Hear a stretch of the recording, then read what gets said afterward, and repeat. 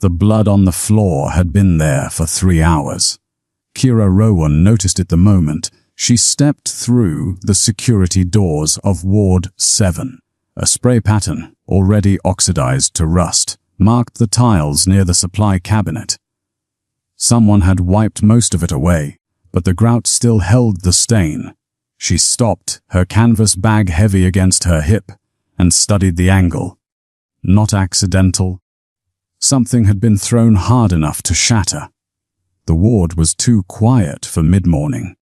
She walked past the vacant nurse's station, her shoes making no sound. 4 doors lined the corridor. 3 stood open, revealing empty beds with sheets pulled tight. The 4th door, at the far end, was closed. A red tag hung from the handle. Isolation protocol. She'd seen those tags before, usually for infection risk. This one looked newer than the blood. Kira set her bag down and found the duty log. The last entry was dated 17 hours ago. Patient refused medication. Refused examination. Verbal aggression escalated. Security called but not deployed. No physical contact attempted. She flipped back through the previous pages. Same pattern. Refusal aggression. The entries went back 6 days. Then, she found the incident reports clipped to the back. A nurse had required 12 stitches across her forehead. A corpsman had a torn lip and facial bruising. 2 other nurses had requested immediate transfer from the ward. One filed a report that used the word predatory. The other simply wrote, "He watches you like he's deciding whether you're worth killing." Footsteps approached from behind. The man wore surgical scrubs that looked slept in. His name badge read Dr. Merrick Kane, Chief of Surgery. He had the gray pallor of someone who'd been awake too long, and his eyes moved to the closed door before settling on Kira. "You're the transfer from Bethesda." "Kira Rowan. I was told you needed someone with trauma experience." Kane's mouth twitched. "One needs someone who doesn't scare easily." He gestured toward the closed door. "Commander Garrett Paxton. Navy SEAL, 11 deployments. He's been here 6 days. In that time, he's put 2 corpsmen in the ER, broke a nurse's wrist, gave another one 12 stitches. Made it clear he'll hurt anyone who tries to treat him." Kira glanced at the dried blood. What did he throw? A steel bedpan. Missed a corpsman's head by 18 inches. Kane rubbed his face. "The wound isn't complicated. Shrapnel in his left shoulder, deep but clean. We can remove it in under an hour, but he won't let anyone within 5 feet of him. Get closer than that and he will break bones, won't sign consent, won't speak except to threaten. Transfer him to psychiatric. Can't. He hasn't committed an actionable assault. Hasn't touched anyone who didn't try to touch him first. His lawyer made that clear." Kane's voice dropped. "And the Navy doesn't want this public. A decorated SEAL attacking medical staff. The optics are catastrophic." Kara looked at the closed door again. The optics. Not the man. The image. What happens if the shrapnel stays in? It migrates. Could sever an artery. Could paralyze his arm. Could kill him. Kane met her eyes. He knows this. He doesn't care. She picked up the duty log, scanning more carefully. Every entry documented the same thing. Verbal warnings. Refusal of contact. But none of them had written what the warnings actually were. What he'd said. Has anyone asked him why? Kane frowned. Why what? Why he won't let you treat him. The doctor's expression shifted, as though the question caught him off guard. He's traumatized. It's not rational. Maybe. Kira set the log down. Or maybe he has a reason no one's bothered to hear. Kane weighed her, deciding something. Finally, he nodded toward the door. You want to try, go ahead. But he's dangerous. Whatever you think you know about combat trauma, this is different. He's not some scared kid. He's a trained weapon who's decided he doesn't want to be fixed. I'll need the room cleared. No observers. No security outside the door. That's against protocol. So is letting a patient bleed out because you're afraid of bad press. Kane pulled a radio from his belt and murmured something she couldn't hear. 2 orderlies appeared and began wheeling equipment toward the elevators. Kane watched them go. 1 hour. If you're not out by then, I'm sending security in. Kyra was already walking toward the closed door. The red tag swayed as she reached for the handle. She paused, listening. No sound from inside. She thought about the blood on the floor, the nurse with 12 stitches, the words in the incident report. He watches you like he's deciding whether you're worth killing. She'd seen men refuse surgery before, usually because they were afraid. This was different. This was someone who believed pain was deserved. She opened the door and stepped inside. The room was dark except for a slice of daylight through a gap in the blinds. The IV stand lay twisted near the bed, metal bent at an unnatural angle. The wall beside the window carried a dent the size of a fist, and the window itself had a crack running diagonally across the glass. The bed was empty, sheets tangled and pushed aside. Then she saw him. Garrett Paxton sat on the floor in the far corner, back against the wall, knees drawn up. His left arm hung at an odd angle, wrapped in a pressure bandage that had bled through days ago. The fabric was black with dried blood, and fresh red seeped through where the wound had reopened. He wore hospital scrubs, but the shirt was torn at the shoulder, exposing the bandage edge and a lattice of old scars across his chest. He didn't look up when she entered. Kira closed the door and stood still, letting him decide. She counted her breaths. 10, 20. The silence stretched so long she could hear the ventilation cycling. Finally, Paxton spoke. His voice was low, roughened. They send you to talk me down. No. They sent me because I don't scare easily.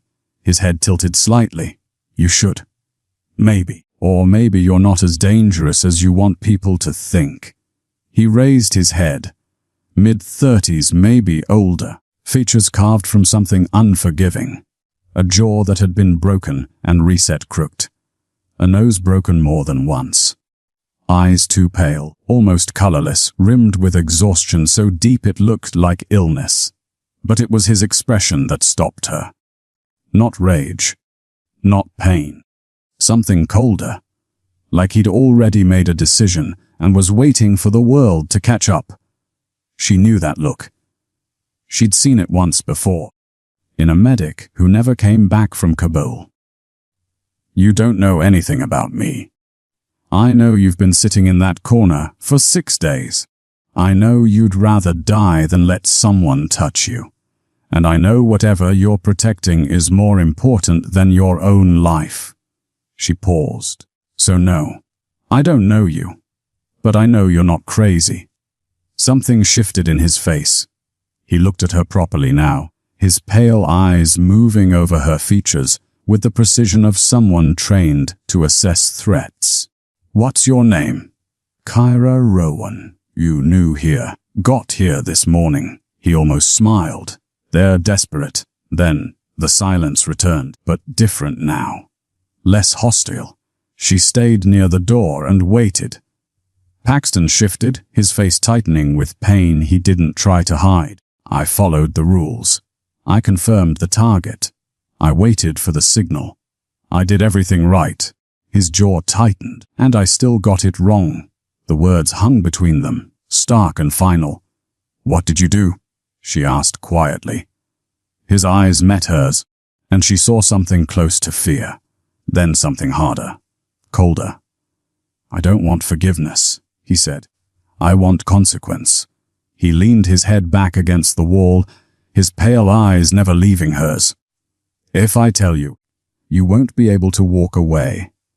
Kira stayed by the door for another 30 seconds, then moved to the window. Not toward him, just to the side, where she could adjust the blinds. The room needed light if she was going to see what she was working with. Paxton said. She stopped, her hand an inch from the cord. Leave them. She lowered her hand and turned to face him. You want to sit in the dark. I want you to understand that I'm serious.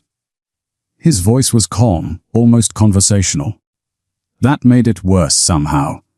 Everyone who's walked through that door has tried to fix me. You're not going to fix me. I'm not here to fix you. Kira moved away from the window and sat down on the floor, her back against the wall opposite him. Far enough that he couldn't reach her without standing. Close enough that he'd have to acknowledge her presence. I'm here to listen. Listening won't help. Then we'll sit in silence. Paxton studied her, his pale eyes unreadable. She could see his chest rising and falling, the rhythm slightly too fast. Pain, probably? The kind that ground you down hour after hour until you couldn't think straight. His left shoulder sat higher than his right, the muscle locked around the injury. She'd seen that posture before. The body protecting itself even when the mind had given up. You said you followed the rules, Kira said. What rules? Rules of engagement. Target identification. Chain of command. He shifted slightly, and his jaw tightened. We had intelligence. Good intelligence. A compound in Helmand province. High-value target. Taliban commander responsible for 3 IED attacks that killed 11 Marines. Kira listened without moving. We confirmed the target through 3 separate sources. Satellite imagery, local informant, signal intercept. His voice stayed level, but his hands had tightened into fists. We waited for authorization, got it. Went in at 0300. Textbook operation, no resistance. We secured the compound in under 4 minutes. He stopped talking. The silence stretched out between them, heavy with something unspoken. What did you find? Kira asked. The target. Exactly where intelligence said he'd be. Sleeping in the main room. Paxton's eyes fixed on something she couldn't see. He was 12 years old. The words landed like a physical blow. Kira felt her breath catch, but she kept her expression neutral. The intelligence was wrong. The intelligence was perfect. The Taliban commander was there. In the compound. In the room. Paxton's voice dropped to barely above a whisper. The 12-year-old was his son. We'd been tracking the son's phone. The father had given it to him 2 days earlier. The boy slept with it, under his pillow. She understood now. The kind of mistake that followed rules perfectly and still destroyed everything. You didn't know. Doesn't matter? He looked at her directly. I put a rifle sight on a child. I confirmed the target. I was 3 pounds of pressure away from pulling the trigger when my spotter saw the prayer beads on the wall. Children's prayer beads. He called it off. 2 seconds later, and I would have killed him. Kira measured her words carefully. But you didn't. I would have. That's the point. I did everything right, and I almost murdered a child. His hands opened and closed, a rhythmic gesture that looked like he was trying to hold on to something that kept slipping away. The op got scrubbed. We extracted, filed the report. Command called it a successful abort. Commended us for tactical discipline, like it was just another mission. What happened to the boy? Paxton's expression went blank. Died 3 weeks later. IED on the road to Kandahar. Him and his father both. The Taliban commander we were supposed to eliminate. The room fell silent again. Kira could hear her own heartbeat in her ears. So you see, Paxton said quietly, it doesn't matter that I didn't pull the trigger. Doesn't matter that I followed procedure. He died anyway. And if I go back, if I let them patch me up and send me out again, I'll be right back in that position. Aiming at a target, following orders, doing everything right. And one day, I won't stop. One day, the spotter won't see the prayer beads. Kira absorbed this understanding now. Why he'd been sitting in this corner for 6 days. Why he'd put 2 corpsemen in the ER. Why he'd rather let shrapnel migrate toward his heart than let anyone touch him. This wasn't trauma. This was a man who'd looked into himself and decided he didn't trust what he found there. "You think the pain is keeping you human," she said. Paxton's eyes sharpened. "Maybe. Or maybe you just think you deserve it." He didn't answer, but she saw something flicker across his face.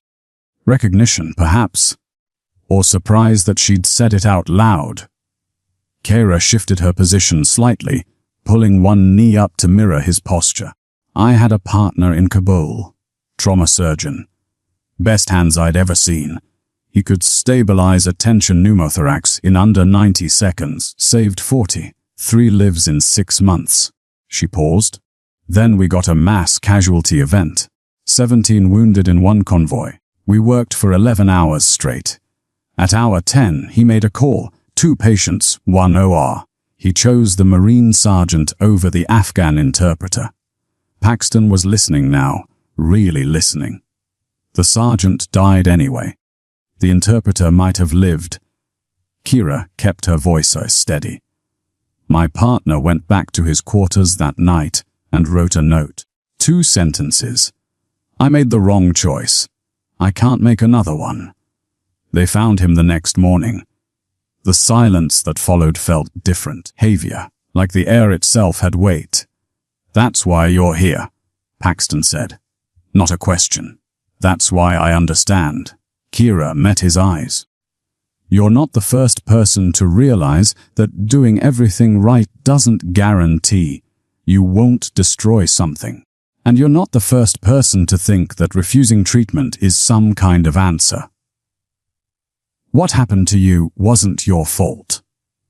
What happened to you wasn't yours either." Paxton's jaw tightened. "You don't know that. I know you didn't create the situation. I know you followed procedure. I know you stopped when you had new information." She leaned forward slightly. "I also know that sitting in this corner isn't protecting anyone. It's just slow suicide. Maybe that's what I deserve. Maybe. But I don't think you believe that." Kira kept her voice level.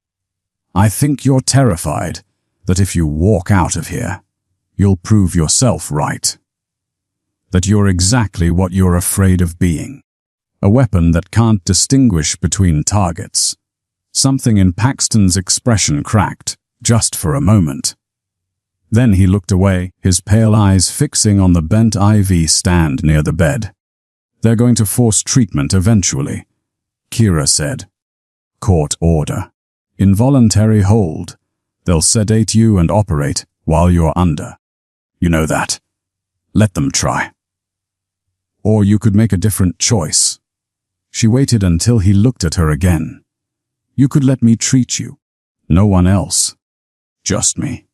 And if you decide afterward that you still can't go back, then you make that decision with a clear head. Not because you're in so much pain you can't think straight." Paxton studied her for a long moment. She could see him calculating, weighing. His training would tell him she was trying to manipulate him. His instinct would say she was offering something impossible. "Why would you do that?" he asked finally. "Because I've seen what happens when someone decides their guilt matters more than their life." Kira's voice stayed steady. "And because I think you're wrong. I don't think you're a weapon. I think you're a man who made a hard call under impossible circumstances and can't forgive himself for being human." Paxton closed his eyes. When he opened them again, they looked different. Older, more tired. "If I agree," he said slowly, "it's just you. No one else in the room. No security standing by. No doctor hovering at the door. Agreed. And you understand that if I change my mind, if I decide I can't go through with it, Then we stop." He looked at her for another long moment. Then, very slowly, he nodded. Kira stood slowly, her muscles stiff from sitting on the floor. Paxton watched her, but didn't move. She crossed to the door and locked it from the inside, then pulled the small table near the bed closer to where he sat. The metal legs scraped against tile, and she saw his shoulders tense at the sound. "I need to see the wound," she said. He didn't respond immediately. His eyes tracked her movements as she opened her bag and began laying out supplies: sterile gloves, antiseptic, a small penlight. She kept her movements deliberate, visible. No sudden reaches. No surprises. "The bandage has been on for 6 days, Kira continued. "It's going to hurt coming off?" "I know. If there's infection, I'll need to clean it before we do anything else." Paxton shifted his position, slowly straightening his legs. The movement cost him. She saw it in the way his breath caught, in the slight tremor that ran through his left arm. He'd been sitting in that corner so long his muscles had locked up around the injury. "Come closer," he said, "but stay where I can see your hands." Kira moved to within 3 feet of him, then knelt. She pulled on the gloves, the latex snapping softly in the quiet room. "I'm going to touch your shoulder now, just to stabilize it while I remove the bandage." He nodded once.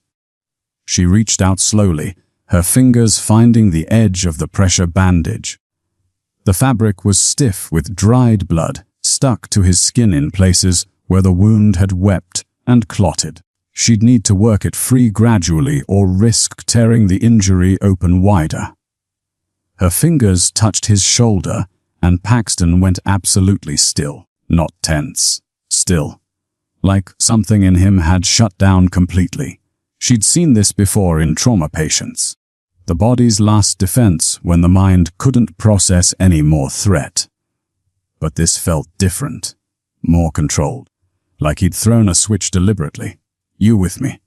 Kira asked quietly. "Yes." She began working the bandage free, peeling it back millimeter by millimeter.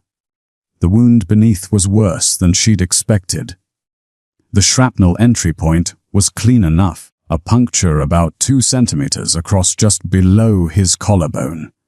But the tissue around it had turned dark, mottled purple and black. Infection or something close to it.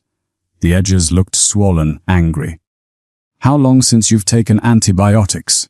she asked. "Haven't. You refused them." "I refused everything." Kira cleaned the area with antiseptic, working in careful circles outward from the wound. Paxton's breathing stayed steady, but she could feel the muscle beneath her hand jumping with micro-spasms. Pain radiating through the nerve pathways. "The shrapnel is deep," she said. "I can't remove it here, but I can stabilize the wound, give you antibiotics, reduce the swelling. That buys us time." "Time for what?" "For you to decide what comes next." She reached for the gauze and began packing the wound. Her movements practiced and efficient. This was familiar territory. Injury. Treatment. The mechanical process of holding a body together. What came after was always harder. "There's something else," Paxton said suddenly. Kira paused, her hands still on his shoulder. "The mission brief. The one that sent us to that compound." His voice had gone flat again, empty of inflection. "I saw it 3 days ago. They brought my personal effects. My phone was in there. I went through the mission files." She waited. The intelligence wasn't wrong. We were sent to kill the Taliban commander. The target designation was clear. Adult male, military age, known combatant. He turned his head slightly, looking at her directly. But there was a second brief. An amended version, sent 4 hours before the op. It noted the presence of a juvenile in the compound. Potential family member. Exercise extreme caution regarding collateral damage. Kira felt something cold settle in her chest. You didn't receive the amended brief. My team leader did. He never passed it down. Said later he thought it would compromise operational focus. That we needed to maintain tactical clarity. Paxton's jaw tightened. He followed Protocol 2. Command structure says the team leader filters information to prevent decision paralysis. He made a judgment call. So you were both following the rules. That's the problem. Everyone followed the rules. Intelligence did their job. Command issued the amendment. My team leader filtered it appropriately. I executed the mission parameters I was given. All of us did exactly what we were trained to do. His pale eyes held hers. And a 12-year-old boy almost died because of it. Would have died if my spotter hadn't seen those prayer beads. Kira finished packing the wound and sat back on her heels. Your team leader, where is he now? Still deployed. Still leading missions. Still making the same calls. There it was. The real fracture. Not just guilt over what he'd almost done, but the understanding that the system that had sent him to that compound was still running. Still sending other teams. Still filtering information the same way. You think if you go back, you'll become him? Kira said. Paxton didn't answer, but she could see the truth of it in his face. She pulled off her gloves and dropped them in the small waste bin. The infection is manageable. I'm going to start an IV antibiotic, then we'll let you rest. I don't need rest. Your body does. She began prepping the IV line, her hands moving automatically through the familiar routine. You've been running on adrenaline and stubbornness for 6 days. That stops now. To her surprise, Paxton didn't argue. He watched her work with the same intense focus he'd had since she entered the room, like he was studying her, learning her patterns. She wondered if that was instinct too, always assessing, always preparing for the next threat. She found a vein in his right arm and slid the needle in smoothly. No resistance. His veins were good, still hydrated despite his refusal to eat or drink properly. She taped the line in place and connected the antibiotic drip. This will take about 40 minutes, Kira said. Then I'll bring you something to eat. Not hungry. Doesn't matter. You need fuel. She stood and moved back toward the door. I'll be right outside. If anything changes, if the pain gets worse, you call out. Paxton tilted his head slightly. You trust me not to pull this out the moment you leave? No. But I trust you meant what you said. That you want consequence, not escape. She paused with her hand on the door. Pulling that line would be escape. Letting me treat you as consequence. You have to stay alive long enough to figure out what you're going to do with it. Something flickered across his face. Not quite agreement, but close.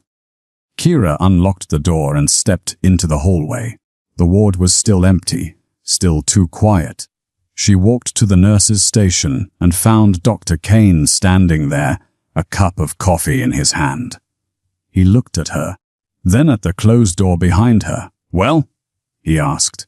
He agreed to treatment, limited, just me. No one else goes in that room. Kane's eyebrows rose. What did you do? I listened.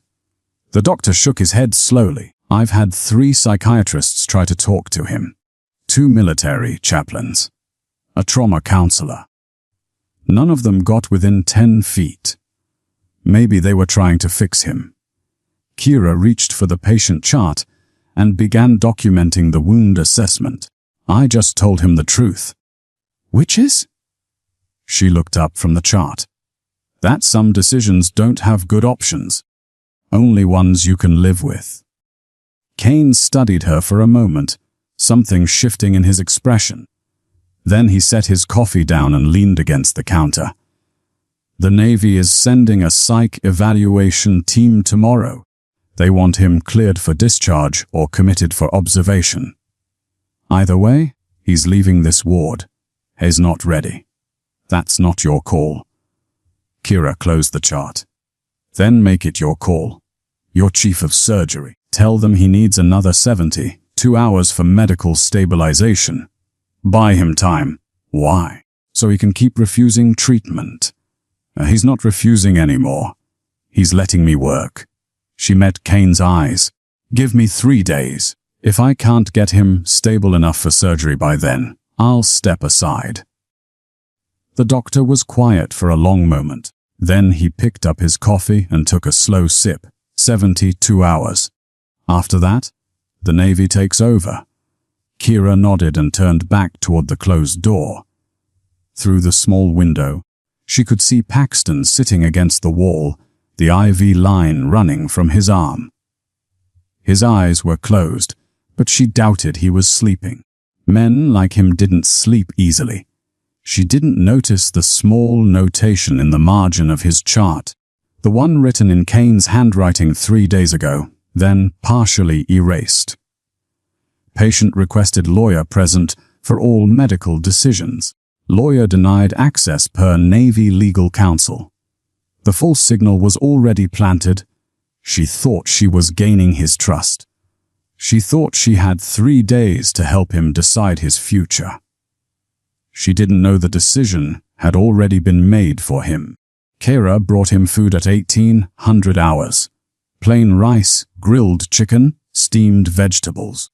Nothing that would upset a stomach that hadn't processed solid food in days. She found him sitting in the same position, the IV bag half empty, his eyes tracking her as she entered. She set the tray on the table and pulled up a chair. You need to eat. I will. Now, while I'm here. She sat down, folding her arms. I watched a Marine once refuse food for 8 days. By day 6, his body started consuming muscle tissue. By day 8, his heart rhythm was irregular. You're on day 6. Paxton looked at the tray, then at her. You planning to watch me the whole time? If I have to. He almost smiled, almost. Then, he reached for the fork with his right hand and began eating. Slowly, methodically, like it was another mission parameter to complete. She watched him take 3 bites before she spoke again. Your team leader, the one who filtered the intelligence. What was his name? Paxton's fork paused halfway to his mouth. Why? Because you've been carrying this alone for 6 months. Maybe it's time someone else carried some of it. He set the fork down. Captain Breslin. Marcus Breslin. 15 years in. 2 silver stars. He's a good officer. Good officers don't withhold critical intelligence. He made a tactical decision based on operational psychology. His job is to maximize mission success while minimizing risk to the team. Paxton's voice stayed level, but his hand had tightened around the fork. If he'd told us about the juvenile, we might have hesitated. Hesitation gets people killed, or it saves them. Not in our line of work. Kira leaned back in her chair. So he followed his training, you followed yours, and a child nearly died. And now you're the only one who thinks that's a problem. Paxton picked up the fork again and took another bite. Chewed. Swallowed. Captain Breslin filed his report. Recommended me for commendation. Said I showed exceptional discipline under pressure. Command agreed. Did they know about the amended brief? It was in the file. But the conclusion was the same. Mission success. No friendly casualties.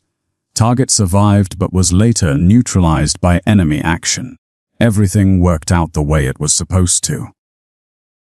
Kira felt something cold forming in her chest, except for the part where you almost killed a child.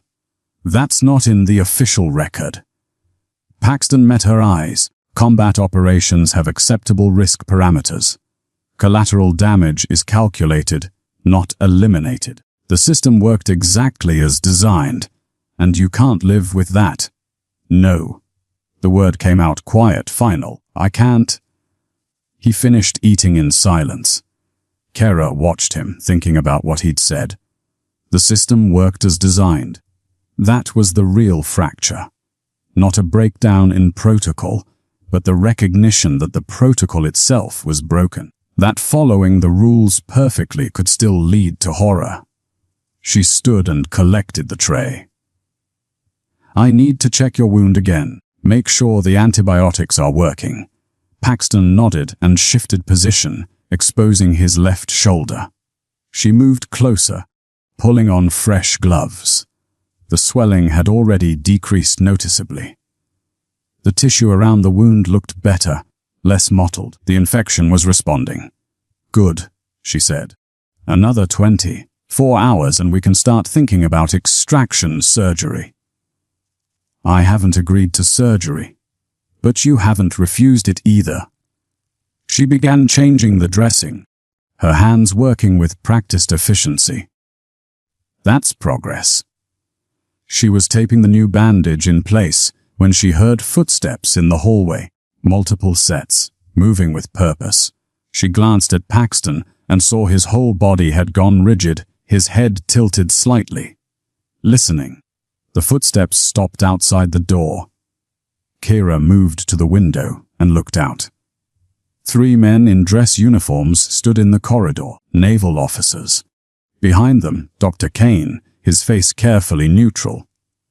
One of the officers knocked, 2 sharp raps that echoed in the quiet ward. "Commander Paxton." A voice called through the door. "This is Captain Driscoll, Naval Special Warfare Command. I need to speak with you." Paxton didn't move, didn't respond. His pale eyes fixed on Kira. "Don't open it," he said quietly. The knock came again, harder this time. "Commander, we can do this voluntarily, or we can get a court order. Your choice." Kira looked at Paxton, then at the door. She thought about the 72 hours Kane had promised. It had been less than 6. "They're early," she said. "They were always coming. You just didn't know when." She moved to the door, but didn't unlock it. "Hez in the middle of treatment. You'll have to wait. Rowan." That was Kane's voice now, strained. "Please open the door.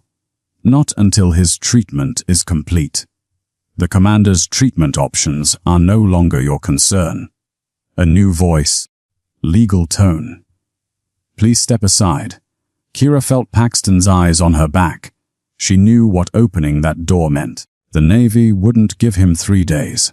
They'd give him an evaluation, a diagnosis, and orders. He'd either be declared fit for duty and sent back, or declared unfit and discharged. Either way, the decision would be made for him. "Kira." Paxton's voice was soft. "Let them in." She turned to look at him. He'd stood up, pulling the IV line free from his arm with one smooth motion.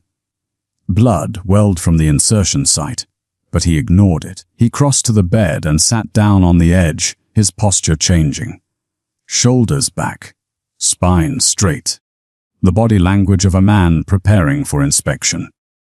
"You don't have to do this," Kira said. "Yes, I do." He looked at her directly. "You gave me 6 hours of peace. That's more than I expected, but this was always how it ended." The knock came again. "Ems, Rowan." Final warning. She looked at Paxton one more time. Saw the resignation in his face.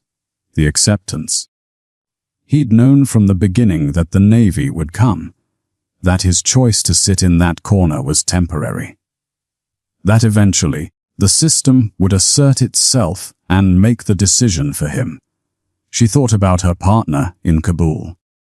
The note he'd left. "I can't make another choice." She thought about what it meant to follow the rules when the rules led to places you couldn't return from. Then she made her decision. Kira turned back to the door. "He's my patient. He's in active treatment, and you're not coming in until I say he's medically stable." Silence from the other side. Then, "Ems, Rowan, you're interfering with a military matter." "I'm protecting a patient's medical rights." He waived those rights when he joined the service. He didn't waive his right to informed consent, and he hasn't consented to this evaluation. She heard muttering on the other side. Consultation. Then Kane's voice, quieter now. Kira, don't do this. They'll go over your head. They'll get the court order. All you're doing is making it worse. Maybe. Or maybe I'm giving him one more choice before the Navy takes them all away. More silence. Then footsteps retreating. The officers leaving. Just regrouping. She'd bought minutes, maybe in an hour. Not the 3 days she'd hoped for. Kira turned back to Paxton. He was staring at her with an expression she couldn't read. "Why did you do that?" he asked. "Because you're right. The system is broken. And I'm tired of watching it break people." She crossed to him and pressed Gauss against his arm where the IV had been. "You said you wanted consequence, that you wanted to make your own choice about what comes next. So make it, before they make it for you. They'll fire you. Probably. They might charge you with obstruction. Let them." Paxton looked at her for a long moment. Then something in his face shifted. Not softness exactly, but recognition. "You saw it happen before. Your partner. They didn't give him a choice either, did they?" Kira's hand stilled on his arm. He asked for help, filed a formal request for psychiatric evaluation.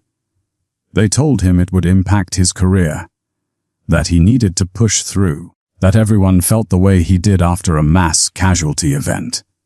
She met Paxton's eyes. They gave him 3 days of rest and sent him back to the OR. He lasted 2 more weeks. "I'm sorry." "Don't be sorry. Be alive long enough to make a different choice than he did." She heard footsteps again. Faster this time. More of them. They were coming back with authorization. With force if necessary. Paxton stood, steadier now than he'd been 6 hours ago. The food and antibiotics had helped. "You need to open the door. Let them in. Tell them I refused your treatment." "No. Kira, I'm not letting them take you until you decide what you want. Not what the Navy wants. Not what your training tells you. What you want." The footsteps stopped outside. A different knock this time. Hard. Official. "Commander Paxton, this is Captain Driscoll. I have authorization from NAVSP Sabah to conduct a mandatory fitness evaluation. You have 60 seconds to open this door, or we're coming through it." Paxton moved past her to the door, but Kira stepped in front of him. "Don't," she said. "They'll hurt you getting through.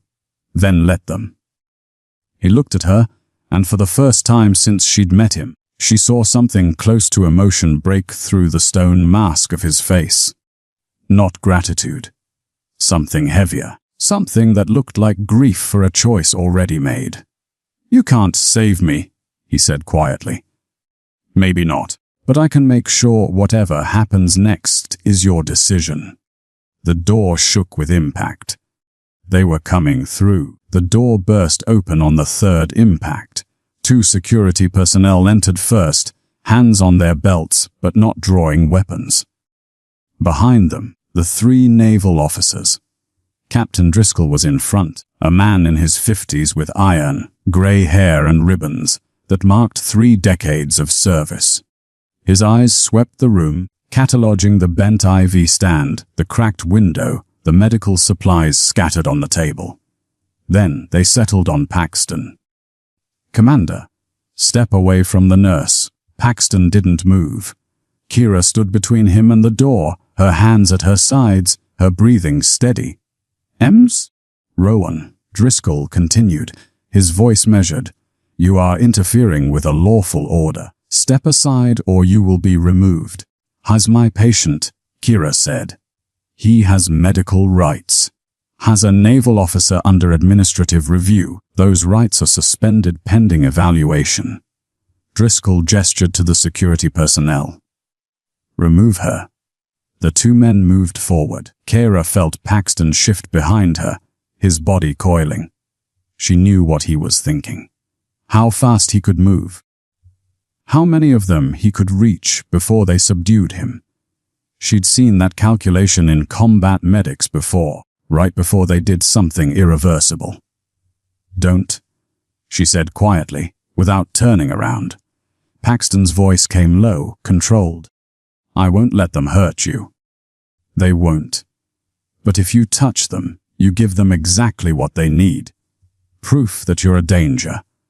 The security personnel stopped 2 feet away, uncertain.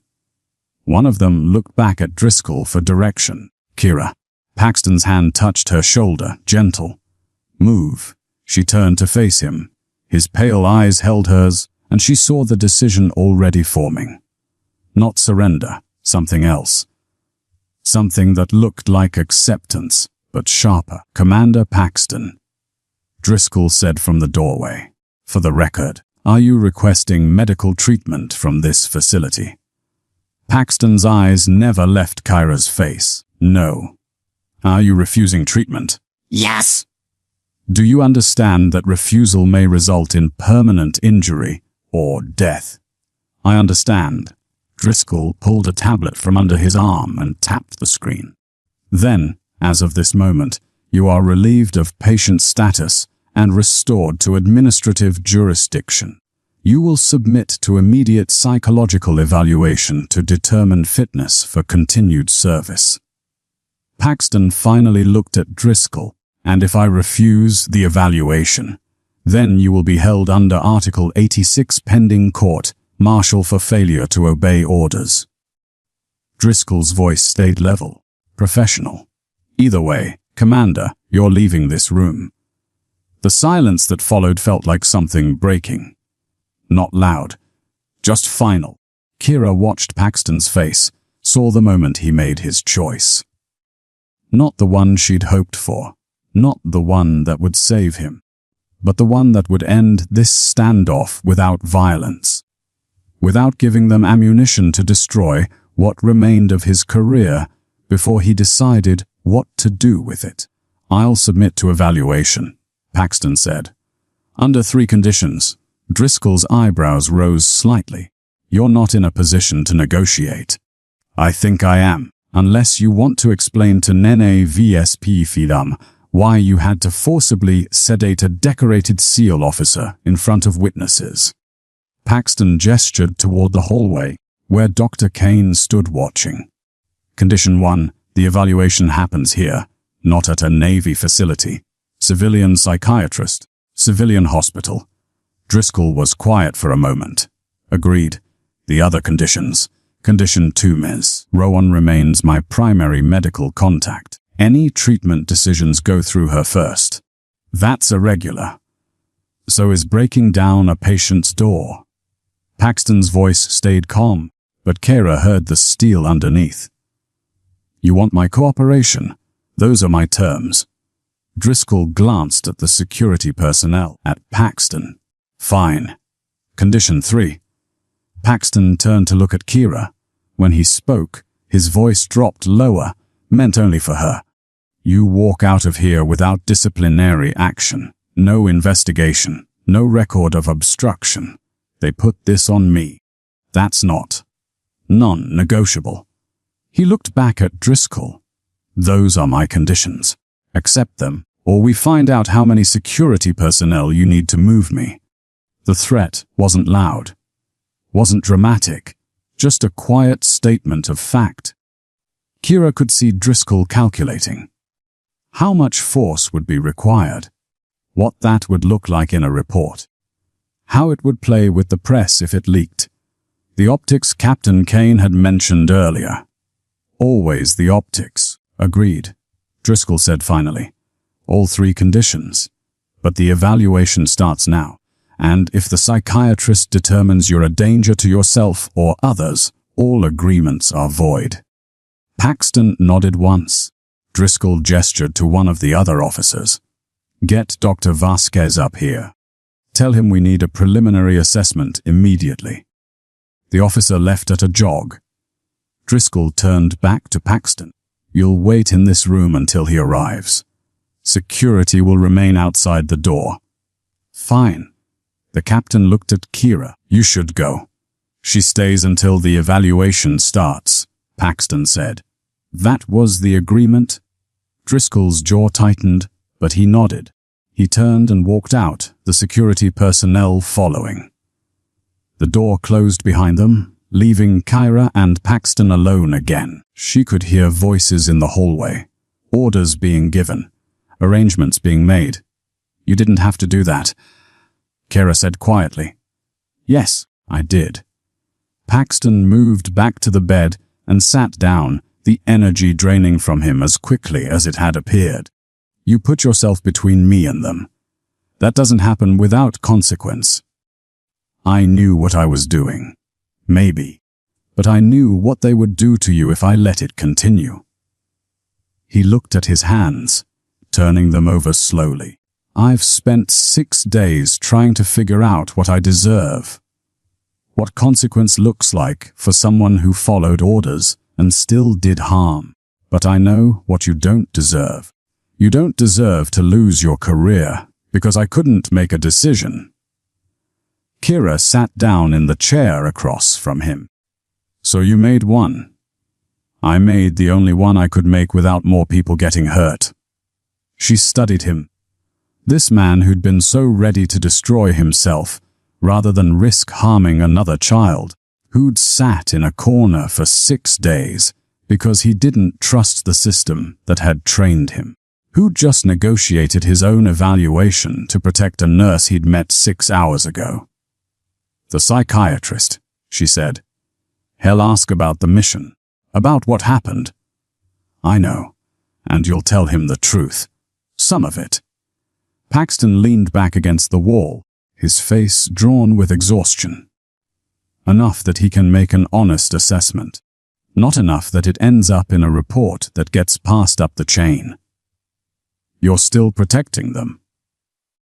"I'm protecting the team, the operators who were there. The ones who didn't make the calls."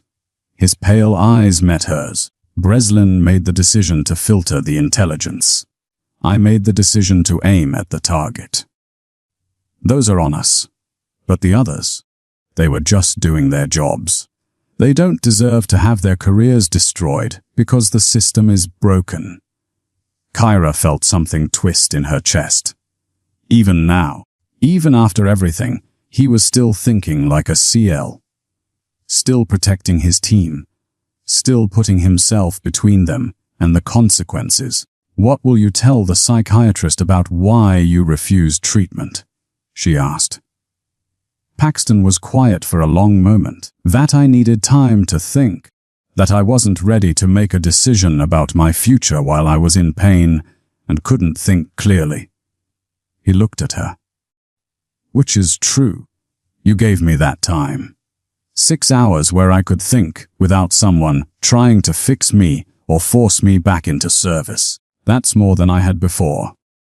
And now I let them evaluate me. Let them decide if I'm fit to return." His voice went quiet. "And then I make my own decision about whether I will." Footsteps in the hallway again. Different rhythm. Single person. "Doctor." Vasquez had arrived. Kira stood. "I should go." "Wait." Paxton reached into his pocket and pulled out a small object. A coin, brass and worn smooth. He held it out to her. "This is a challenge coin. From my first team. Given to me by my first team leader when I graduated BUDS." She took it, feeling the weight of it in her palm. On one side, a trident. On the other, words worn almost illegible. "The only easy day was yesterday." "Why are you giving this to me?" she asked. "Because if the evaluation doesn't go well, if they decide I'm unfit and separate me from service, I want someone to have it who understands what it meant." He paused. "And because you're the only person who's asked me what I want instead of telling me what I should do."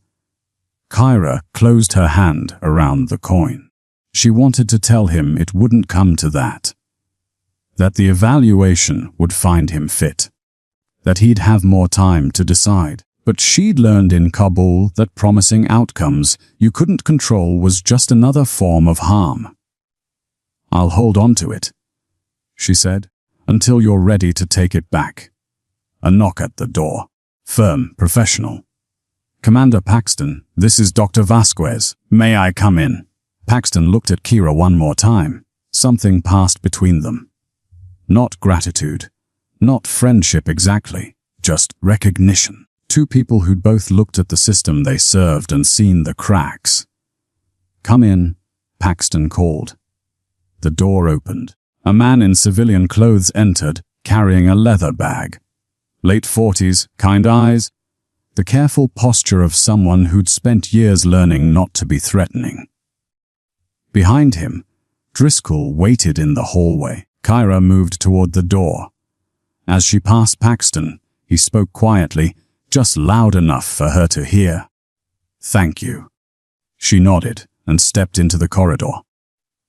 Driscoll closed the door behind her, and she heard the lock click. She stood there for a moment, the challenge coin heavy in her hand, listening to the murmur of voices beginning inside the room. "Doctor." Kane approached from the nurse's station. "You should go home, get some rest. I'm staying." "Kira." "He asked me to be his medical contact. That means I stay until the evaluation is complete." Kane looked like he wanted to argue. Then he just sighed and walked away. Kira moved to the chairs against the wall and sat down. Through the small window in the door, she could see Dr. Vasquez sitting across from Paxton.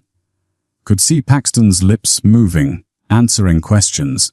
Could see his hands resting on his knees, still and controlled. She opened her palm and looked at the challenge coin. The brass caught the fluorescent light, making the one trident gleam. The only easy day was yesterday. She thought about what that meant. That every day after was harder. That survival meant carrying forward into increasingly difficult territory. She didn't know yet that the evaluation was already decided.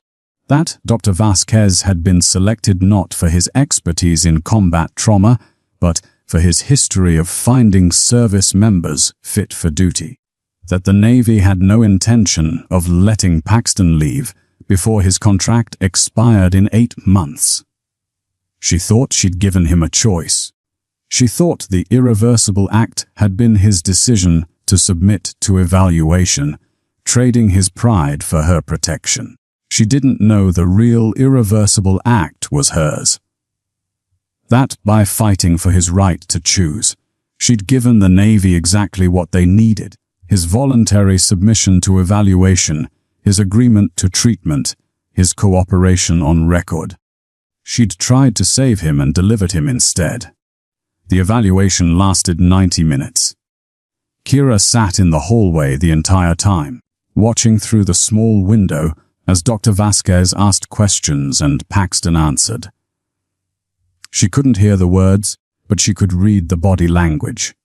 Paxton sitting upright, shoulders back, military posture, professional responses, the kind of discipline you didn't lose even when everything else fell apart. When the door finally opened, Dr. Vasquez emerged alone. He spoke briefly with Captain Driscoll in the hallway, their voices too low for Kira to hear. Then Driscoll nodded and walked away. Vasquez approached her, his expression neutral. "Ms. Rowan, the commander asked me to update you." Kira stood. "What's your assessment?" "Preliminary finding is fit for duty with recommended follow-up counseling. No evidence of acute psychiatric distress. No indicators of self-harm risk." Vasquez adjusted his glasses. "He's exhibiting signs of moral injury, which is common in combat veterans, but he's cognitively intact, emotionally stable, and capable of informed decision-making." Something cold settled in Kira's stomach. "You're clearing him to return to service." "I'm recommending he's medically and psychologically fit, yes. The final decision rests with his command." Vasquez paused. "He spoke highly of you, said you were the first person who treated him like he had agency in his own care." The words should have felt like validation. Instead, they felt like accusation. "Can I see him?" Kira asked. "Captain Driscoll wants to brief him on next steps first." "Give them 20 minutes." Vasquez walked away, leaving her alone in the corridor. Kira looked through the window again. Paxton sat on the edge of the bed, his head down, his hands clasped between his knees. Driscoll stood in front of him, talking. She couldn't see Paxton's face, but she could see the rigid line of his spine, the absolute stillness of someone who'd just been told something they couldn't fight. 20 minutes passed. Then 30. Finally, the door opened and Driscoll emerged. He glanced at Kira, but didn't speak, just walked past her toward the elevators. The security personnel followed, their footsteps echoing in the empty ward. Kira waited until they were gone, then entered the room. Paxton was standing now, looking out the window at the parking lot below. He didn't turn when she entered. "They're giving me 72 hours, he said quietly. "Medical leave to stabilize the shoulder injury. Then I report back to base for duty assignment." Kira closed the door behind her. "You don't have to accept that." "Yes, I do. I agreed to submit to evaluation. The evaluation found me fit. That's how it works. The evaluation was 10 questions and a checklist. He didn't ask about the mission. Didn't ask about what you told me." "I asked enough." Paxton turned to face her. His expression was controlled, but she could see something broken underneath. "He asked if I was experiencing suicidal ideation. I said no. He asked if I felt I was a danger to others. I said no. He asked if I understood my duty to the service. I said yes." His voice stayed level. All true answers. All the answers they needed to clear me. That's not a real evaluation. It's the evaluation the Navy wanted. And I gave it to them, because you were standing in that hallway waiting to see if I'd make the right choice. He moved away from the window, his left arm hanging stiffly. "They would have waited me out. 6 days, 6 weeks, 6 months. Eventually they would have forced the issue. But you fought for me. You put yourself at risk. So I gave them what they wanted to protect you." Kira felt the weight of understanding settle on her shoulders. "I made it worse. No. You gave me 6 hours where someone saw me as a person instead of a problem to be solved. That's not nothing." Paxton sat down on the bed, exhaustion showing in the lines of his face. But the outcome was always going to be the same.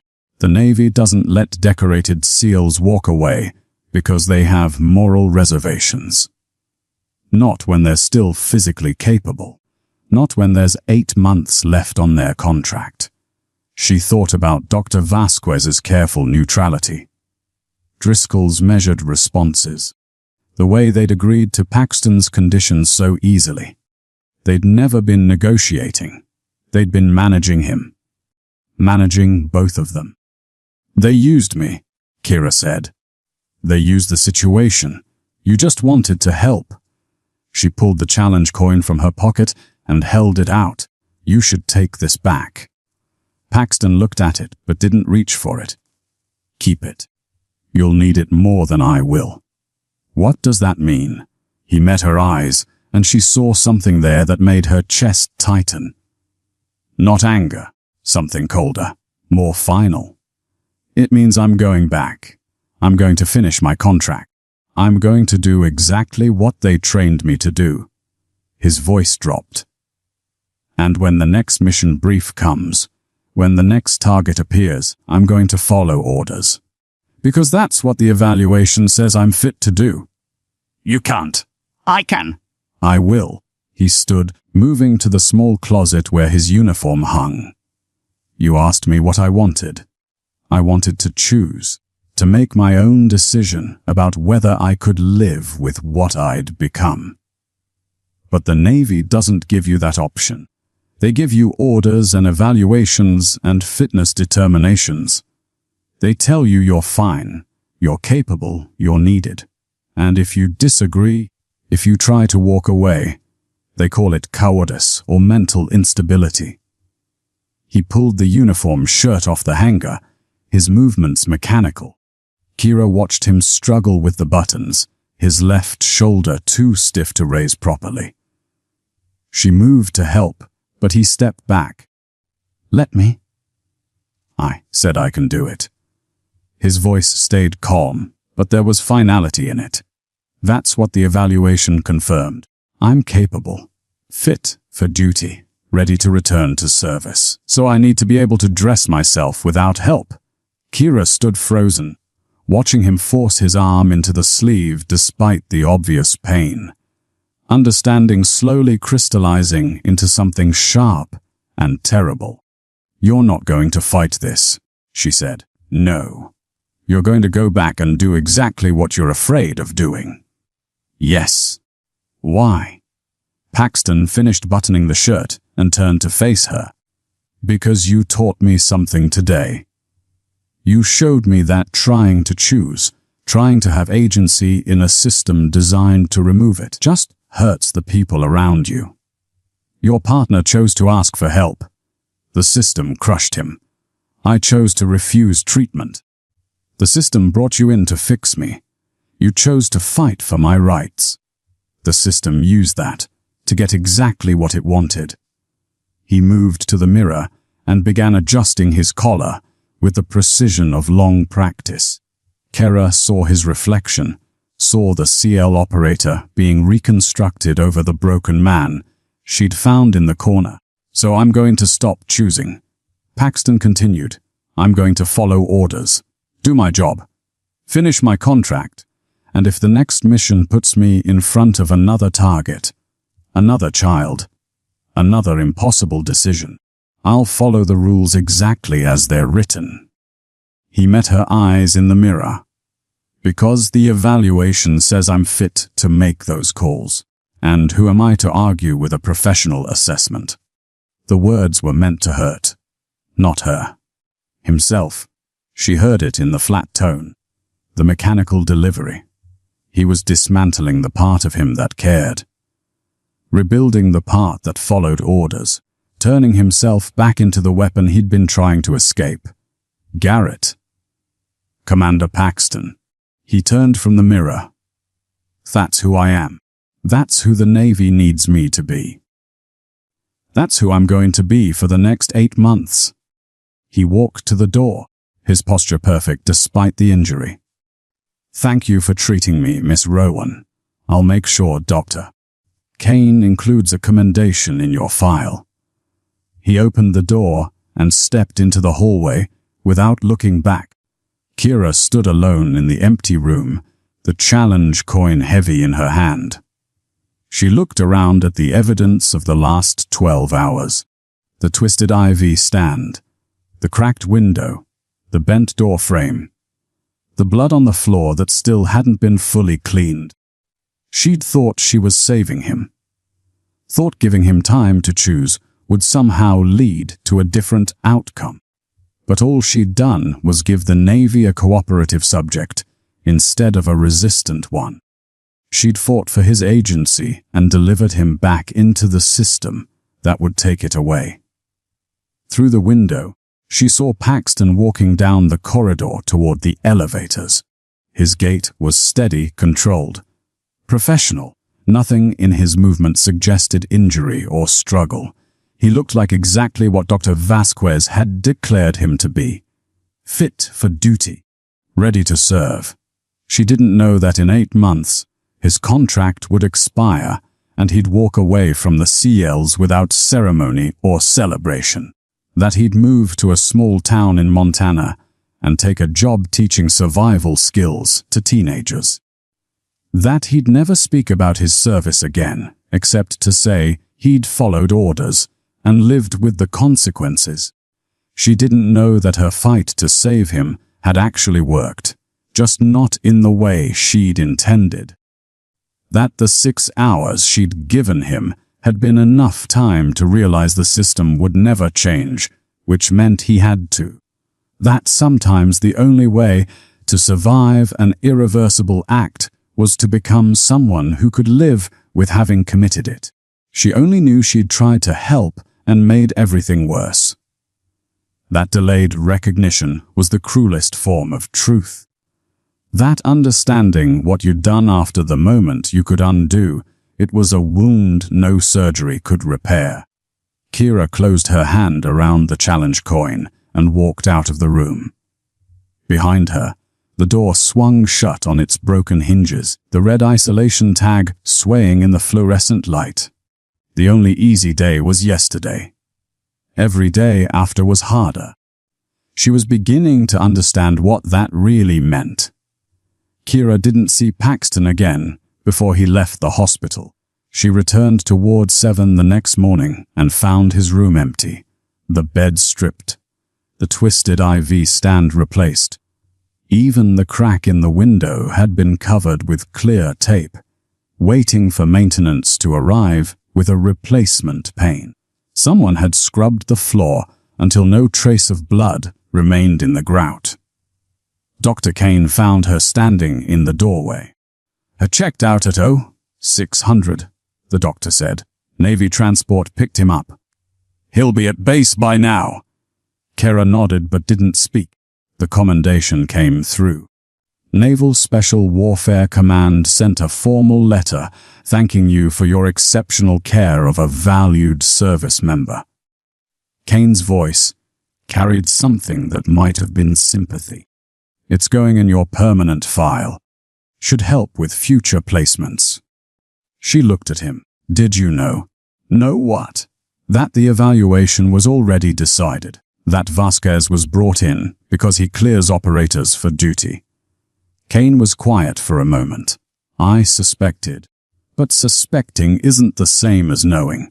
And even if I'd known for certain, what would you have had me do? Refuse to allow the evaluation. They would have brought a court order. Taken him somewhere else. At least here, you got to talk to him. Give him some peace before they took him back." "I didn't give him peace. I gave him false hope that he had a choice? Maybe? Or maybe you gave him exactly what he needed. Time to decide how he was going to live with what comes next." Kane gestured to the empty room. He could have stayed in that corner until they dragged him out. Instead, he walked out under his own power. That's not nothing. Kira thought about Paxton's face in the mirror as he'd adjusted his uniform collar.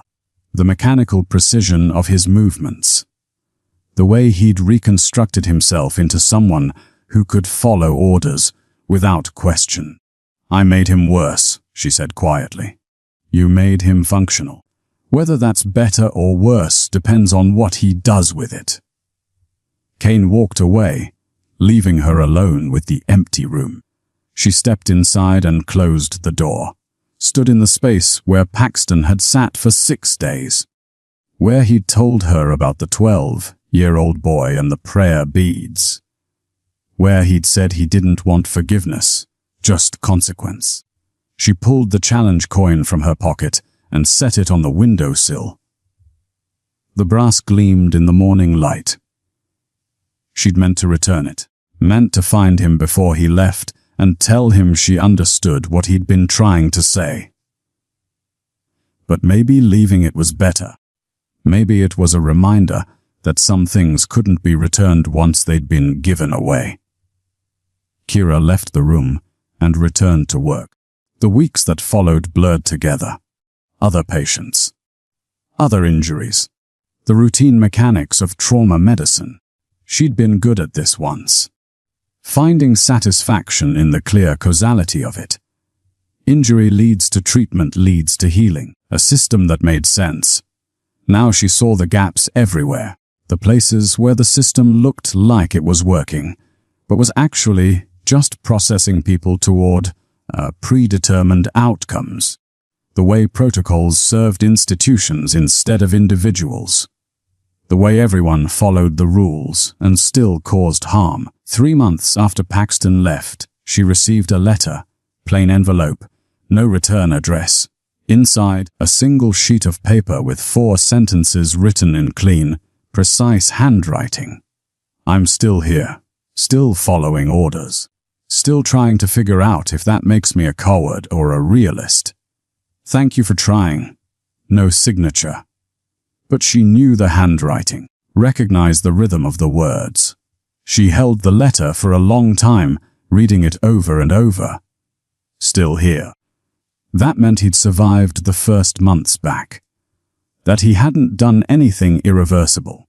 But still following orders suggested he was doing exactly what he'd said he would. Becoming the weapon the system needed him to be. Thank you for trying. Not thank you for helping. Not thank you for saving me. Thank you for trying. The words of someone who understood that good intentions didn't guarantee good outcomes. That sometimes trying was all you could do, even when it wasn't enough. Kira folded the letter and put it in her desk drawer next to the challenge coin. Evidence of a choice she'd made that had seemed right at the time. That she'd thought was protecting someone's agency. That had actually just delivered them more efficiently into the machinery that would consume them. She thought about her partner in Kabul, how she'd been so certain that if the system had just given him a choice, he would have survived. How she'd carried that certainty for years, how it had shaped the way she'd approached Paxton. Fight for his right to choose. Give him time to decide. Protect his agency against the institution that wanted to override it. Now she understood that choice was never the issue. Her partner had made a choice. Paxton had made a choice. The problem was that the system was designed to make certain choices impossible. To funnel people toward outcomes that served institutional needs regardless of individual cost. Fighting for someone's right to choose in that context didn't save them. It just made them complicit in their own destruction. That was the real fracture, not between right and wrong, between following orders and refusing them, between duty and conscience. The fracture was in believing that individual moral clarity mattered when the system itself was designed to produce moral injury. Kira stayed at the hospital for another year, treated hundreds of patients, got better at recognizing the ones who were being processed rather than helped, got better at knowing when to fight and when fighting would only make things worse, got better at living with the understanding that sometimes the most ethical thing you could do was witness someone's pain without trying to fix it. She never heard from Paxton again. Didn't know if he finished his contract or if something happened before then. Didn't know if he ever walked away from the CLs or if he re-enlisted. Didn't know if the rules he was following eventually led him to the moment he'd been dreading. She only knew that she'd met him in that corner, tried to save him, and delivered him back to exactly what he'd been trying to escape. That delayed recognition of her own role in that outcome was something she'd carry forever. Not guilt exactly, just understanding. The kind that arrived too late to change anything, but early enough to make you question every choice that came after. Sometimes at night, she'd open her desk drawer and look at the challenge coin. The worn trident, the words she'd memorized. The only easy day was yesterday. She'd thought it meant that training was the hardest part. That everything after got easier. Now she understood it meant the opposite. That every day you survived meant carrying one more day's weight forward, that the burden only grew heavier. She kept the coin anyway, kept the letter, not because they brought comfort, because they reminded her that trying to help wasn't enough, that good intentions could facilitate harm, that understanding the system was broken didn't give you the power to fix it, just the knowledge of your own complicity in keeping it running. That was what moral fracture meant. Not breaking the rules, following them perfectly and watching the damage accumulate anyway. Thank you for being here. for listening to a story without easy answers.